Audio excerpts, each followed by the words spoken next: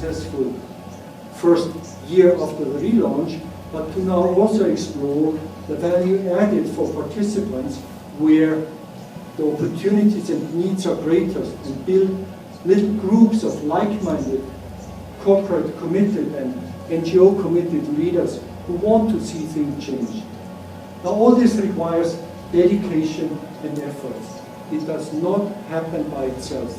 It needs continuous, regular efforts. And that's really the bad news. If life were easy and with good intention we could change everything, we would long live in paradise. But we don't. We are phlegmatic and we sometimes find it difficult to stay on track. So it is very important that also with the help of the network, you build up some regularity on how you remind yourself and force yourself not to slip down and not to forget, but to refresh and to redouble your efforts. And it will require some time.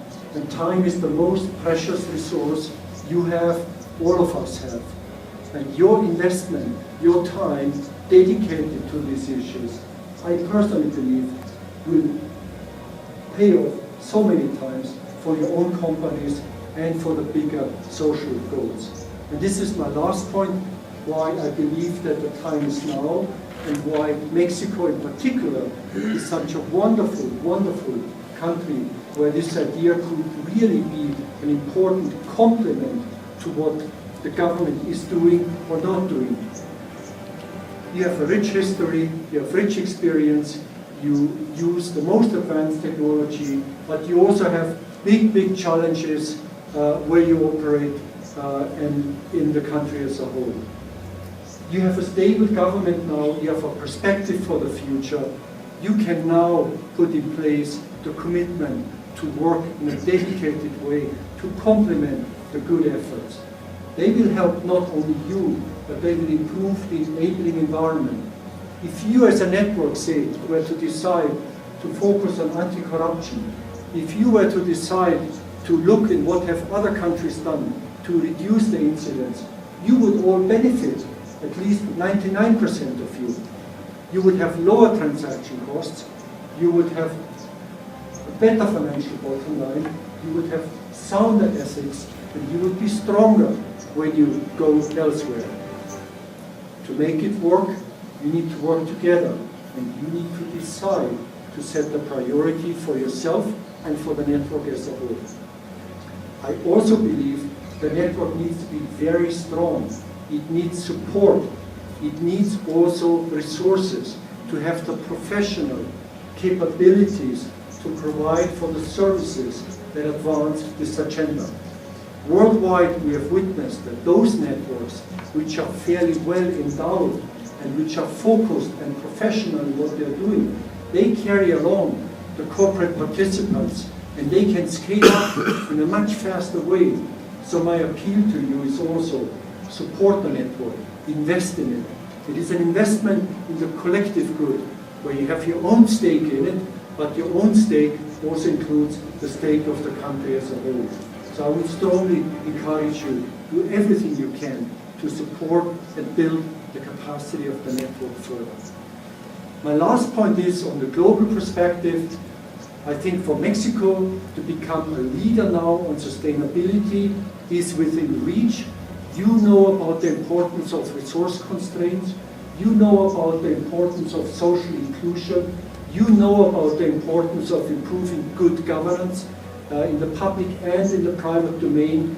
If you make progress on these issues, this signal will go strong and wide, and you will encourage many others who are struggling along the very same lines. And you're not alone. Everybody is struggling with these issues. If enlightened business leaders are willing now to invest in the public good out of self-enlightened interest, you can help yourself, but you also help the country. And the potential clearly is here. And my big wish is that, say, in a year from today, we have seen a major step forward. In my last reflection, if I still have a moment, just on what are globally the big issues, and that's where we have a big contradiction. The world is ever more interdependent. There is no country and no people anymore who could survive without the connections to other countries and other people. Technological change, the free flow of ideas, trade and investment has spread around the world. It's a wonderful way because we have seen the biggest decrease in global history ever. It's an unfinished agenda. There are still 1 billion people without food, without access to clean energy, without access to clean water. So there's still a long way to go, but clearly bringing entrepreneurial innovation and solutions is arguably the only way forward. But the world, as interdependent as we are already, is also very divided.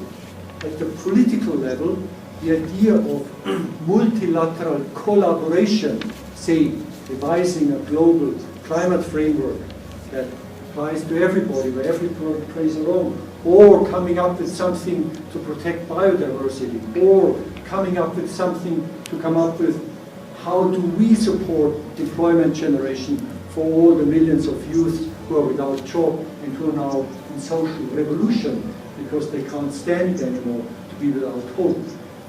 We have not made a lot of progress globally, and it doesn't look very encouraging, to be honest. The world, by and large, is in short supply of forward-looking leadership. Arguably, the changes of the last couple of years, such as the financial crisis and other incidences, have made the world even more short-term, and many policy leaders have become a little bit more populist and a little bit more inward-oriented. And all that actually has come at the expense of investing in what some call global public goods, the caretaking of the common good. Look at the trade agenda. Nobody cares anymore that multilateral trade is in the deep freezer. As a former trade economist, I'm scared to death. What that means? It means the distinct possibility of bilateralism, of nationalism, of very selfish national interest at the expense of everybody else.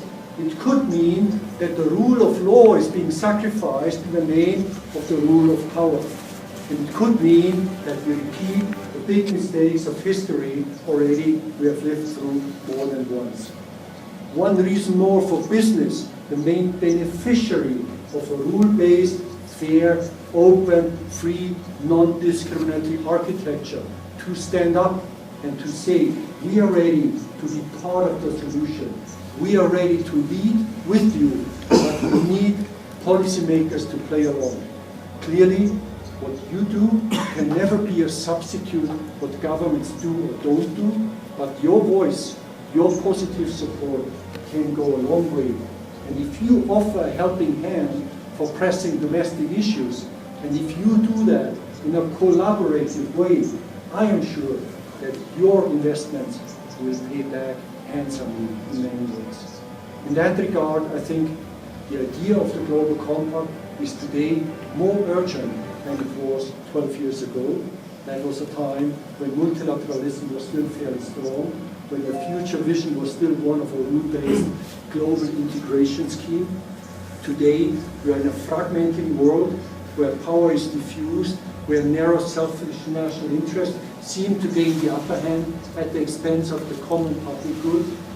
Business leaders should be very nervous. The very system that has been allowing you to grow for the past 40, 50 years is in danger. One reason more to wake up and to embrace these issues. So with this kind of general global outlook, which I hope didn't sound too pessimistic, obviously the positive side is technology, innovation, and the ability to actually demonstrate solutions, as we just have done in Rio, where business for the first time was seen as being actually the driving edge of the global agenda, ahead even of governments. So I think we have every reason to be optimistic, but it requires an effort. And the Global Compact Mexico local network can be an important platform to realize. All the best wishes.